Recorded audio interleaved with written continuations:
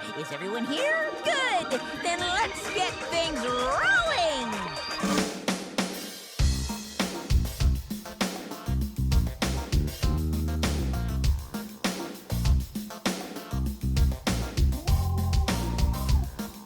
Hello my friends, I am always looking for great indie titles, experiences that touch me deeply, that make me think and push me to make a YouTube video about it, regardless of viewership. My viewership is not that good. Recently I played Paradise Killer. It is a crazy indie investigation experience by Kaizen Games, and I liked it, but that was the end. Then some weeaboo friends convinced me to play the 2010 Japanese investigation game Danganronpa. Danganronpa is really good, but it's like a really good anime. It has good story, amazing art direction, but the gameplay really bothered me.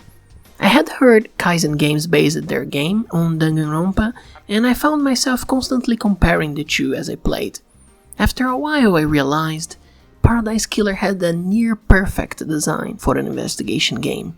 It corrected all the problems in Danganronpa. It actually corrected all the problems in a lot of investigation games. I felt these design issues were important and someone had to talk about it. Of course, Paradise Killer has its own flaws, but I am getting ahead of myself. I am Eric, this is the Occultus Ludum discussing in the games, and today we'll be talking about Danganronpa and especially Paradise Killer. Well, to start, Danganronpa is not an indie game. Spike Chunsoft is a well-established developer and publisher from Japan.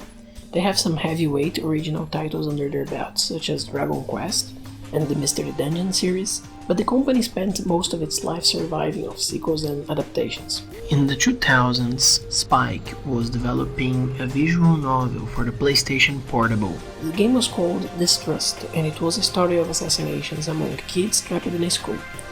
The art direction for this project chose to use mostly brown and grey colors, with the blood of victims being the only vivid red for gruesome visual impact.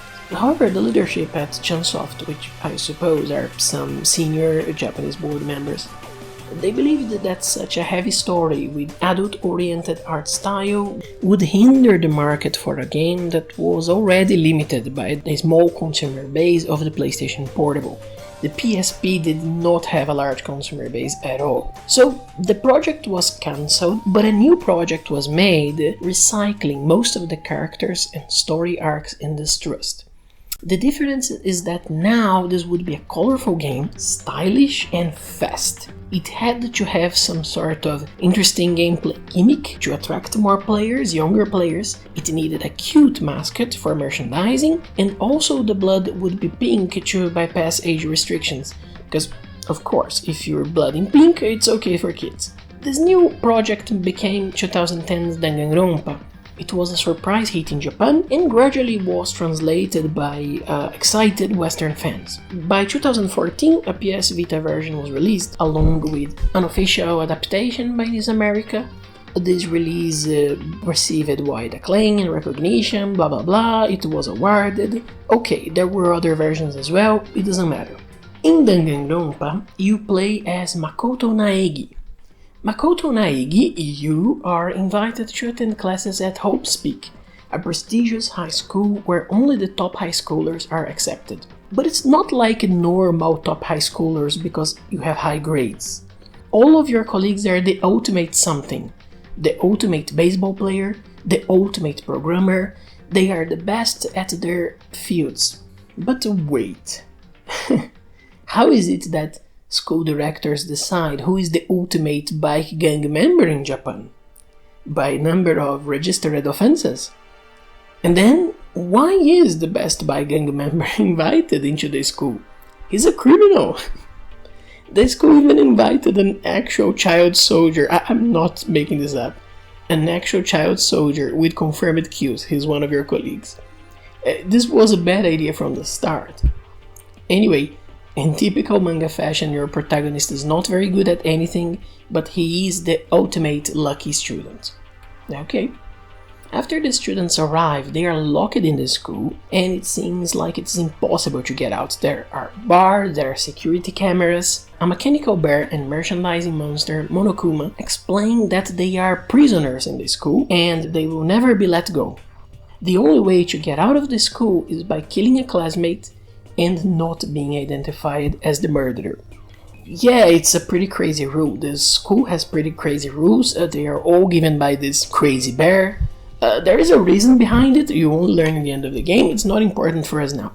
At first, the kids try to work together to find a way to escape the school, but Monokuma quickly escalates the tension between the kids, and he makes the students desperate to leave. The little bear starts threatening the families of the students. He threatens to expose secrets. He offers money, and eventually some of your colleagues break. These fucking kids start killing each other. Like, they get desperate and they start killing each other. It's a mess, but it's very exciting as well.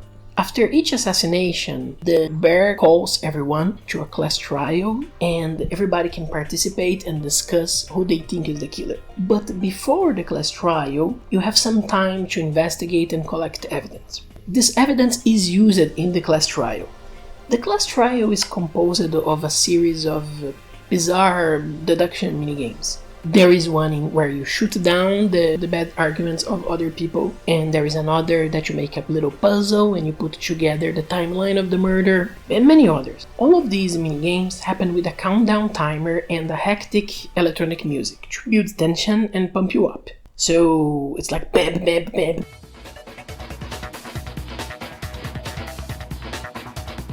Bam bam bam bam bam bam, and you're gonna make a mistake. Oh my god, there's this little bar.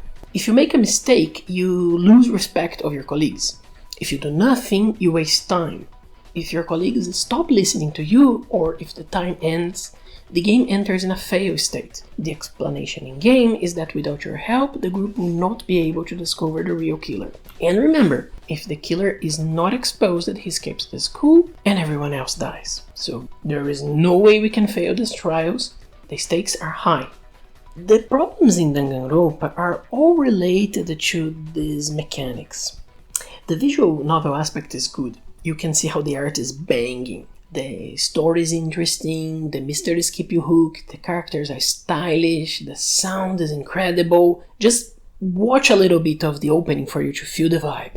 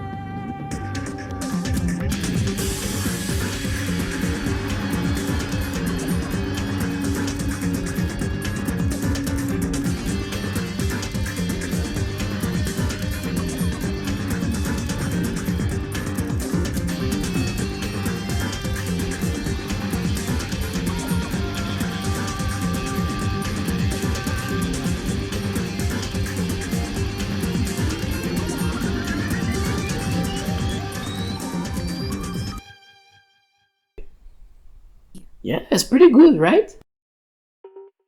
The limitations in Danganronpa start in the actual game, in the investigation and trial after a death. The investigation phase is very engaging at first. You talk to people and analyze evidence, and all relevant data is stored in your little school tablet. Gradually you start to form a mental picture of the crime, and suddenly Monokuma the bear calls. Enough evidence, time for trial, let's go. Okay, now, during the first investigation I was suspicious, but I was sure by the second investigation. Monokuma calls you exactly when you get all the relevant information for the story. Never before and never after. If you have an attention disorder and you just want to take a quick glance at the crime scene and go to trial, you can't. If you are an obsessive type and you want to review the scenes over and over looking for secrets that do not exist, you can't. If you have the evidence, it's trial. If you don't have the evidence, you look for the evidence. There's no choice. Do you see the problem already? All you have to do is click on everything and talk to everyone, and eventually Monokuma calls. You do not need to think about what you are reading, and what is more serious, you do not need to decide what is good and bad evidence. You do not even decide how much evidence you need. Click through the conversation, click, click, click. Useful stuff for the trial is automatically saved. Anything else is ignored. Click enough and it is trial time. Even though the text is good, there is no skill test or any decision making in your investigation phase. I enjoyed this time thinking about the crime and walking around the school, but this is poor gameplay. This is hardly gameplay at all. The game even tells you where to go, so you pretty much just go to these rooms with the exclamation mark and you click, click, click, click. A chimpanzee could do this, and I am a human. I am not a chimpanzee, I want more. Although, to be fair, chimpanzees can do some pretty crazy shit if you train them with behavioral psychology. Well, everybody can do crazy shit if you train them with behavioral psychology. Anyway, we go to class trial. The trial is this great conversation among all students to decide who was the killer. There are mini games which combine dexterity with a little deduction, and you use the evidence you collected. I will not discuss the minigames themselves, but rather how they are story-locked. Remember how the game gives you exactly the necessary evidence in the investigation phase? Well, during the trial you have to use the right evidence in the right spot that the game wants you to use. This time there is a skill test and you can fail, so this feels like an actual game. You use unrelated evidence against an argument and people start losing faith in you because you're not making sense. If you try to accuse a person that has a good alibi, you get discredited, you make enough mistakes and the trial is fucked up. And if you fail the trial, you try again. Did you catch that? Between the options the game gives you, you have to select the right ones. If you don't, you can try again. Well, maybe you say, "Oh dude, what's the problem? The game tests your intelligence and if you fail, you try again." That is the problem, man. The game is not testing your intelligence. Even if you figured the culprit from the get-go, you cannot just go and say it. You have to play these mini-games in accordance to what your character has to say at that moment. Even when your character is an idiot, when he's being misled, when he's making false assumptions, you have to play your evidence like your character does. Effectively, what you think about the crime is much less important than giving the answer they expect to keep the story flowing. Even if you do consider that as a test of intelligence, which I don't, the fact that you can retry over and over takes a lot out of it. In fact, even the skill tests lose their sense of risk when you realize you can retry endlessly. There is no consequence for your mistakes, there is no consequence to these tests. And eventually there is no tension. Ideally, we would like to have multiple outcomes depending on how we conducted the case, which is very hard to do. But usually investigation games have like levels of success upon closing cases. Take LA Noire for instance. I'm sorry to have to tell you this, Michelle, but your mother is dead.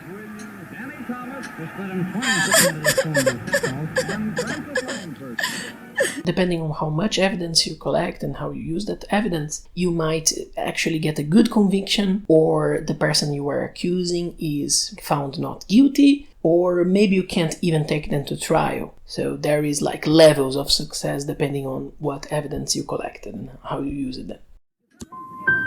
When my dad gets home, I'm going to ask him to punch you on the nose, mister. I know this is a tough time for you, Michelle, but you should really try and help the police. In Danganronpa there is no such a thing. Either you did everything exactly like the game wants, or you are forced to replay that section. So, to summarize the design limitations of Danganronpa: 1. You do not decide what evidence to collect. 2. You are not allowed to test your theories if they don't match the linear script. And 3. Your mistakes cause immediate retries and you never face consequences. This is where Paradise Killer comes in. Paradise Killer was inspired by Danganronpa, full disclosure. I saw some interviews with the developers and they actually only mentioned Danganronpa once, but there are many similarities. So the same 2D sprites in a 3D world, odd but stylish, very unique characters, all possible suspects, a computer tablet that stores your evidence, disturbing focus on style really. Check out the skeleton bartender, you'll never be this stylish. And yet, there is a core difference. Paradise Killer is not a visual novel, it's a free-form investigation game. The comparison was banging strongly in my head, so I sent an email to the developers, and they had this to say. Paradise Killer is focused on delivering a murder mystery narrative that is not linear, focused more on story interaction rather than storytelling. Well, that is precisely the point of this video, non-linear storytelling. But what does that mean? Let's have an overview of Paradise Killer by Kaizen Games and then we go back to the design issue. Kaizen Games is an UK indie studio formed in 2018 by 2 dudes, Ollie Clark-Smith and Phil Crabtree. Both are veterans in the game industry, they are senior Ds, lead designer that, the whole deal. They said they wanted to give players story interaction rather than just storytelling. Their vision was to create true exploration and freedom. Also, they wanted people to be able to escape to a beautiful world, and Paradise is beautiful. And also, they wanted to denounce capitalism cruelty and how the system is bad. They have some background as punk musicians, I think. The first thing we did together was be in a band. We used to be in a punk band. I don't know, they really don't like the system. 2 years later, Paradise Killer was born. Granted, other people were involved in the making of Paradise Killer. There was a musician who also did sound, some people helped with art, voice actors, Q&A, they bought some assets and such, but still this is a very tight project, commanded by 2 guys, and it's very true to their vision. An exploration game where you are free to interact with the story as you choose. This is the game. Presentation-wise, the game is okay. Character designs are great, original, bold. Menus and UI in general are interesting, thematic, weird. The map itself is inconsistent and feels a little uncomfortable. Sure, nature is unobtrusive, simple, almost boring. Some buildings are familiar and full of details. Others are strange and plain, like alien Soviet brutalism. Some places can be explored from within, others are just an image. Some assets feel like they belong in the world, while others seem to have just been bought from a generic 3D model pack. As I said, very inconsistent. Sound effects are disturbing, apparently intentionally. The sounds are meant to emulate retro-futuristic stuff. So be ready for synthetic voices and intense static. Strange. Why?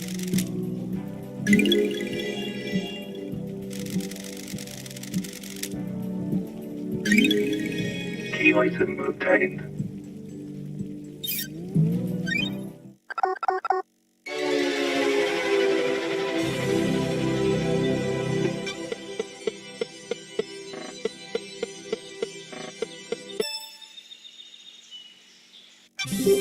Welcome to Starlight.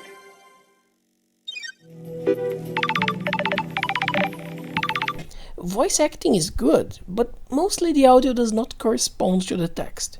What you hear is just the mood, the flavor of the text. Again, just like Danganronpa. The investigator is here. What?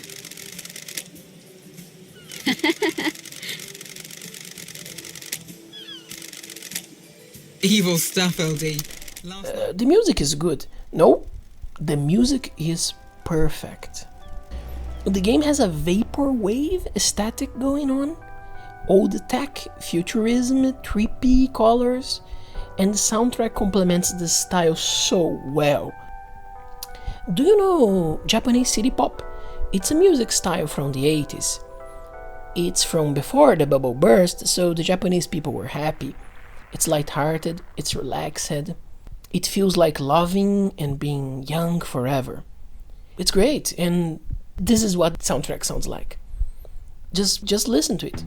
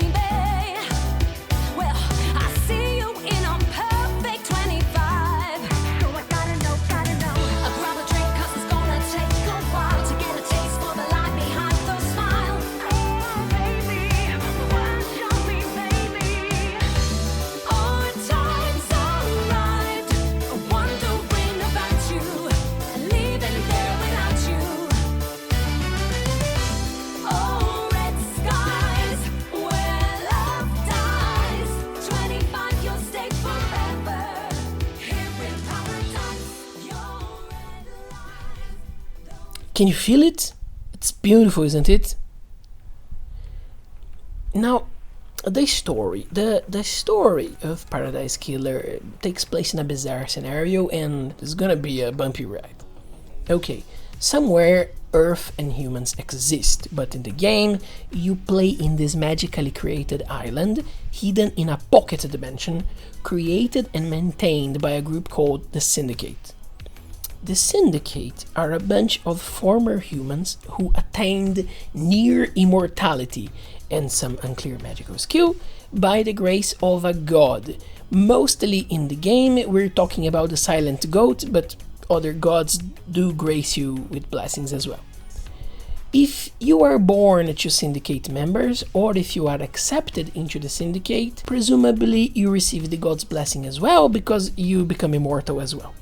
Near immortal. The gods are very much real in this game. They exist physically, they have names, personalities, and objectives. Apparently the humans on Earth have been waging war against the gods for some time, and they have captured or imprisoned or exiled these gods. The Syndicate, on the other hand, worships these gods and wants to rescue and safeguard each of them on their perfect, magically made island. Also, the Syndicate uses captured humans as slave-like laborers. But I have to say, those human slaves have some pretty decent apartments. Not looking so bad to be a slave for the Syndicate. The religious lore on the island is vast and vaguely exposed. Even if you pick every single collectible that mentions religion, you are still far from understanding it. But one thing is clear: the objective of each island is to create a community that is spiritually perfect, living in harmony and worshipping the gods. To achieve this harmony, they try to create perfect islands, and they call these islands paradises. The island where we are now in-game is the 24th attempt at creating a paradise. Paradise 24. So far, all other paradises have failed, because at some point either human citizens or syndicate members failed in their devotion and disobeyed the holy rule of the council. The council are the political and religious leaders of the island.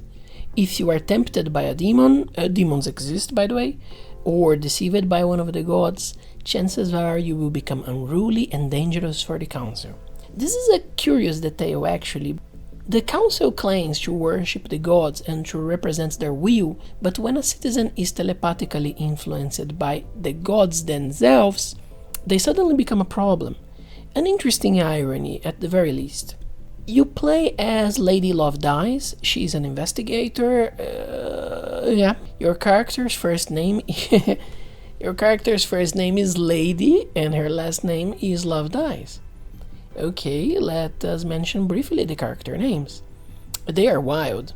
Witness to the End, Crimson Acid, Sunday Break, Dr. Doom Jazz, One Last Kiss. I mean, there's no rule. You can say whatever. You could call a character Expensive Baby and it would be totally okay. It reminds me of a book, Sayonara Gangsters. In this book, people name each other based on how they feel about that person. Anyway, you play as Lady Love Dies. She's sexy, she's clever, and she uses some Japanese words for some reason. She used it to command investigations for the Syndicate, but one day she was deceived by a god and the council exiled her. The story starts millions of days after her exile. Lady Love Dies is released from her prison and liberated into Paradise 24. Why was Lady Love Dies released? Well, she was released to investigate a murder, the murder of the council, the rulers of the island. So when the rulers died, when the council died, command of the island is passed to an entity known as Judge. Judge is a selfless, ego-stripped entity who ordered Lady Love Dies out of exile to investigate who could commit this hideous crime. It is worth pointing out that whoever killed the council has kind of killed the attempt at a perfect island. Get it? Paradise Killer killed killer of the council, killed... Yeah, of course, you're smart. A final point I would like to address about the story of Paradise Killer is regarding a review I read. In this review, the journalist says playing Paradise Killer is like playing a sequel, because there's so much scenario information you have to know before you can actually make sense of the mystery. Well, I guess this is valid criticism. The game is different from her story or Danganronpa itself, where the setting is familiar and you can make sensible judgments with your knowledge of reality. So yeah, Paradise Killer is very confusing at first, but I see it as one of the charms of the exploration here. You are exploring a world that you're seeing for the first time, a world unlike anything you've ever seen. I do, however, understand how people might feel disoriented by it. The game asks a lot of you in terms of patience and open-mindedness. And if you're just not willing to learn its lore, well, you might feel annoyed. Anyway, this judge gives you a little computer that stores data and can be used to interact with systems in the island. And okay, off you go. Finally, we can address the gameplay itself. Now, you are commanded by Judge to gather evidence and accuse someone for the crime. Judge will decide if your suspect is guilty or not. And that is it. That is the whole game. Gather information on this one crime and accuse the suspects on trial. The interface could not be more standard. It's WASD keys, jump, crouch, click to interact. You collect how much evidence you want, you talk to whoever you want, you explore as much as you want, you jump wherever you want. There are places in the island that you cannot reach when you start the game, most important among them the crime scene itself, and you need to get items and solve small puzzles if you want access to all areas. Still, and this is very important, you do not need to access all areas. You can go to trial immediately after receiving the order to investigate. Even if you have not talked to anyone, if you have not checked any clues, you want to go to trial? Okay, you go to trial. Of course, if you do that, you will not discover the truth and you will not be able to convince judge that the culprits are guilty, but the important thing is that you can. The game trusts you to be as thorough or irresponsible as you want, and the game lets you face the consequences of what you do. Whatever you choose to research, whatever you choose to explore, whatever you choose to say to other characters, this will affect the outcome in some way. Besides choosing the evidence you collect, you choose who you want to accuse in trial and also choose what evidence you want to use. Say that you like this character and you want to see her escape due punishment. You can simply not accuse her and hide the evidence you have. Although, to be honest, Akiko 14 can go fuck herself, she's awful, and you will probably want to accuse her of something even if you don't have any evidence against her. And yes, you can accuse a character of a crime even if you have very flimsy evidence or no evidence at all. If you make a good case and that the character is discredited, chances are that the judge will be convinced of your arguments. I managed to convict a guy of a crime that even I was not sure he committed. Right out of the bat, we have already destroyed the 3 design limitations of Danganronpa. 1. You do not decide what evidence to collect. Oh yes you do. You are free to explore and do everything or do nothing. In fact, on your first gameplay you will probably miss some evidence. 2. You are not allowed to test your theories if they don't match the linear script. You are allowed to accuse or not accuse whomever you want. If you have good evidence and you make a good case, anyone can be convicted. Within reason, of course. This is an important point to make, by the way, design-wise. In a game like Her Story, which is genius by the way, you can actually get to whatever conclusion you decide. You can make out of the interrogations whatever you believe. The game will not at any point say, oh, this doesn't make sense, oh, you're being stupid. The game doesn't do that. You are free to think whatever you want, and this is not the case here. In here, you can make a case if you have evidence, if that makes sense. If you try to make a case that doesn't make sense at all, a judge will refuse it and it will fail because it does not correspond to reality at all. This is a nice balance between being free to conduct the story and having to actually make sense of the evidence and understand the mystery. 3. Your mistakes cause immediate retries and you never face consequences. Nope. Whatever you do at the trial, the story continues. If you accuse someone for a crime and you make a bad case, that person escapes even if they are guilty and the story moves on. So yeah, if you're looking for a detective game in which you have absolute freedom to think and decide what is the truth, this is the closer you will get. Seriously. Right now, this is the best investigation design in the market. Sure, Obra Dinn is very good, but Paradise Killer is a better detective game. Highly recommended. I'm sorry, Lucas Pope. Uncharted 1, Uncharted 2. Okay, I made my point, and if you want, you can go back to your life now. But maybe you do not want to go back to your life. Maybe your life is miserable, I don't know. In that case, stay here. Allow me to talk about the other side of Paradise Killer. The exploration puzzle game. Well, to be blunt, it's okay. I will mention something good, something problematic, and something bad. Good thing. The best parts of the exploration are the ones that tie in with the story. Like you see a telephone tower, you go to the telephone tower and you learn that you can access telephone calls from that tower. So you can use this to get information on people. Interesting? Or you suspect that someone entered through the back of the building, so you platform a little and jump around and you can find evidence behind the building. This is genuinely interesting and a great way to use exploration in an investigation game. Problematic. Okay, Almost everything in the game costs blood crystals. They are the currency in the game. You want an upgrade to your computer, you pay. You want information from a broker, you pay. You want to enter a foot bath for apparently no reason, pay. You want to fast travel, pay. Pay, pay, pay. Everything has a price in this island. After some 10 hours of game, I realized that the island had more crystals than I could ever spend. But until that point, I was scared to spend on something that was irrelevant and later missing an important upgrade because I did not save money. Granted, maybe I am a bit anxious, but when the game asks you to pay for something important every hour, you start worrying if you have enough. A bad thing, there is a little hacking game you do with your computer every time you access something. You do this a lot. The minigame revolves around matching pieces of a picture with a complete picture.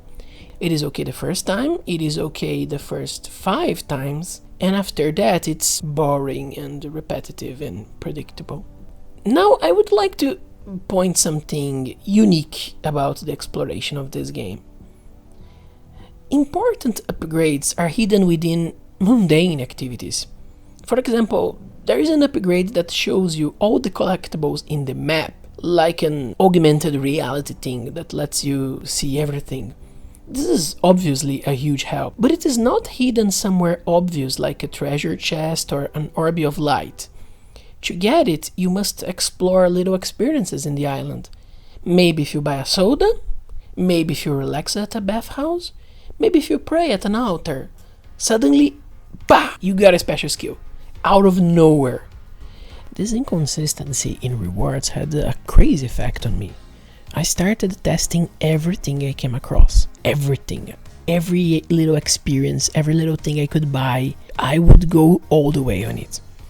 In behavior psychology, this is called superstitious behavior. The pigeon is trapped in a box doing random things. Okay, it's a pigeon, it walks around, flaps its wings, pecks the walls. After some time, a machine randomly gives the bird a bunch of food. The bird associates whatever activity he was doing with the food and he starts repeating the activity.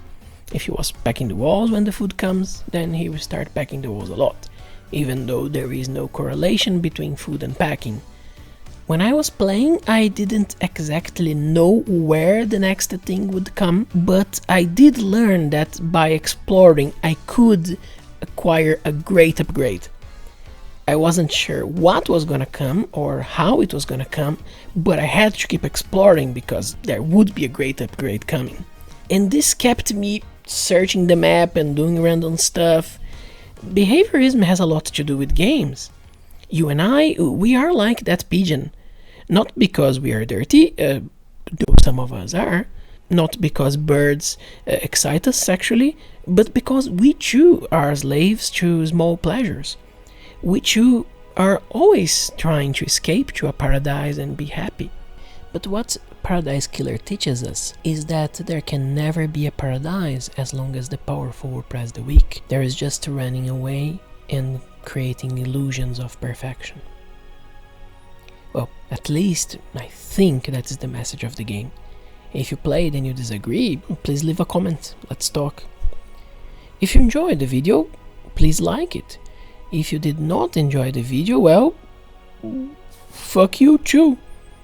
Stop hurting my feelings. If you enjoy my other videos, consider subscribing. Yes, I am aware I'm totally off the schedule. I have no control over my life. Thank you for watching, my friend. I'll see you next time. Oh, and one last thing.